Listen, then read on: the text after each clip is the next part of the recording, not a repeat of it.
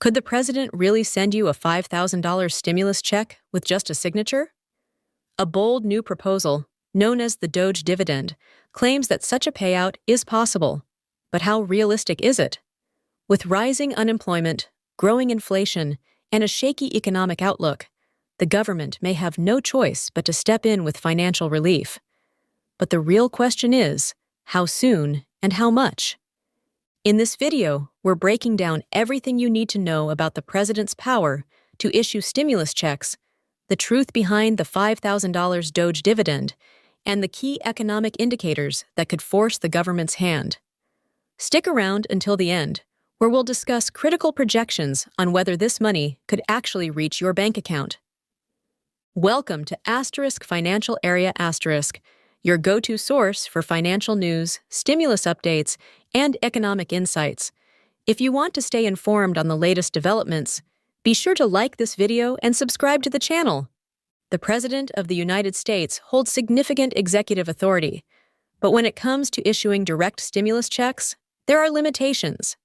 Executive orders can be a powerful tool, allowing the president to enact certain policies without immediate congressional approval. However, for large-scale financial distributions, the president typically requires funding authorization from Congress. In the past, executive orders have been used to extend unemployment benefits, pause student loan payments, and modify tax policies. While a direct executive order for stimulus checks would be unprecedented, there are ways the administration could justify such action, especially in times of economic distress. The use of emergency powers or reallocation of existing federal funds could be a potential pathway, but it would almost certainly face legal and political challenges. The courts and Congress could intervene, either blocking the action or forcing modifications. The president's ability to act unilaterally depends on legal interpretations and the willingness of lawmakers to push back. Another possible route for stimulus distribution is through budget reconciliation, a legislative process that allows certain bills related to taxes, spending, and debt to pass with a simple majority in the Senate, bypassing the need for 60 votes. This method has been used in the past to approve pandemic-era stimulus payments. Unlike an executive order, reconciliation ensures that the funding is legally allocated and backed by Congress, reducing the risk of legal challenges. However, reconciliation bills must adhere to strict rules, including limitations on policy-related provisions. Lawmakers must justify the economic necessity of stimulus measures, and each provision undergoes scrutiny from the Senate parliamentarian. The process also requires alignment within the majority party, which is not always guaranteed. Even though it offers a direct path to stimulus approval, political divisions and budget constraints can delay or derail the process. Traditional congressional legislation remains the most conventional yet difficult method of passing stimulus measures. This process involves drafting a bill, securing bipartisan support, and navigating the complexities of both the House and Senate. Unlike reconciliation, which allows passage with a simple majority, standard legislation often requires overcoming a filibuster, meaning at least 60 votes in the Senate. In a politically divided Congress, reaching this threshold can be challenging. Stimulus measures often become highly politicized, with debates over spending levels, economic impact, and the long-term effects on national debt.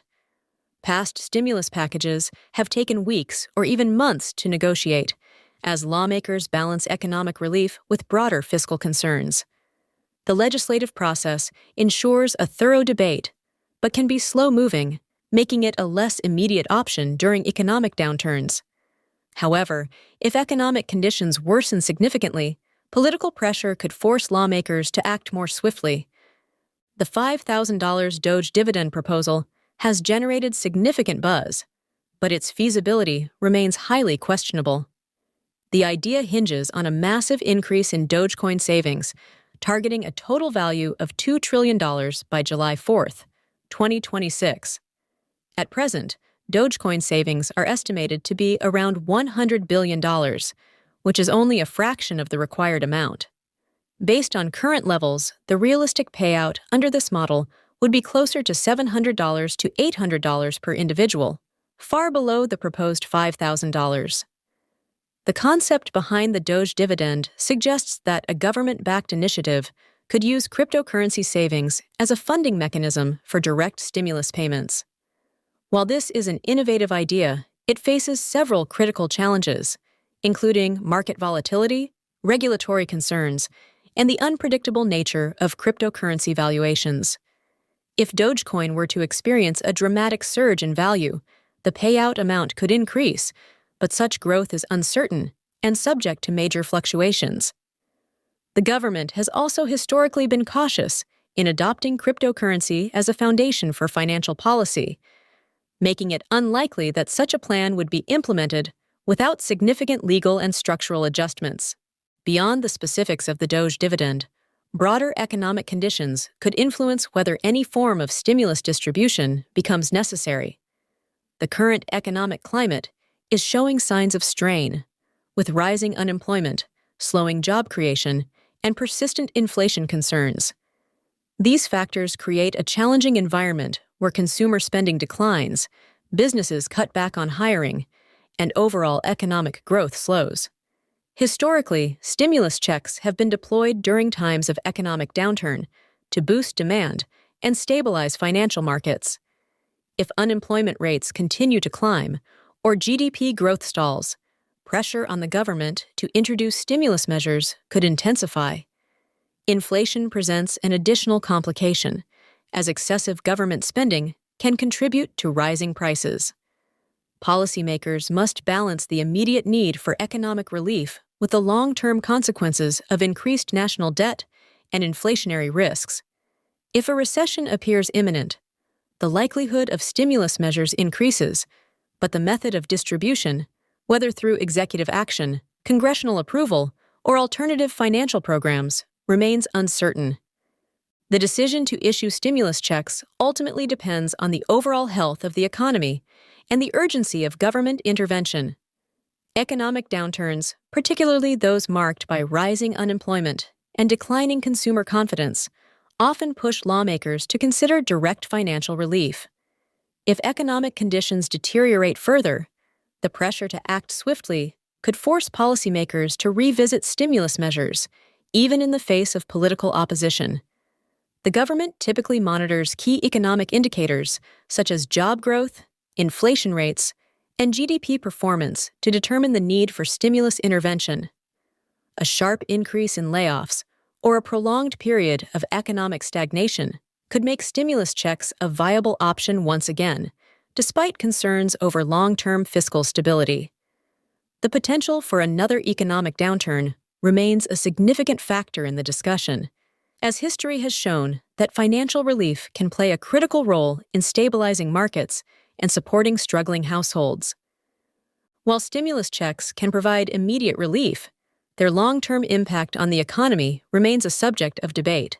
Short-term benefits include increased consumer spending, which helps businesses recover and supports job creation. However, repeated stimulus measures raise concerns about inflation, government debt, and overall economic sustainability. If stimulus payments are not paired with broader economic reforms, the benefits may be temporary, leading to further instability down the line. Additionally, stimulus measures often come with political trade-offs, influencing future policy decisions and shaping government priorities. Lawmakers must weigh the potential advantages against the risks, considering not only the immediate economic climate, but also the broader implications for fiscal policy. The effectiveness of any new stimulus plan will depend on how well it addresses underlying economic challenges and whether it is structured to promote long-term financial stability rather than just short-term relief.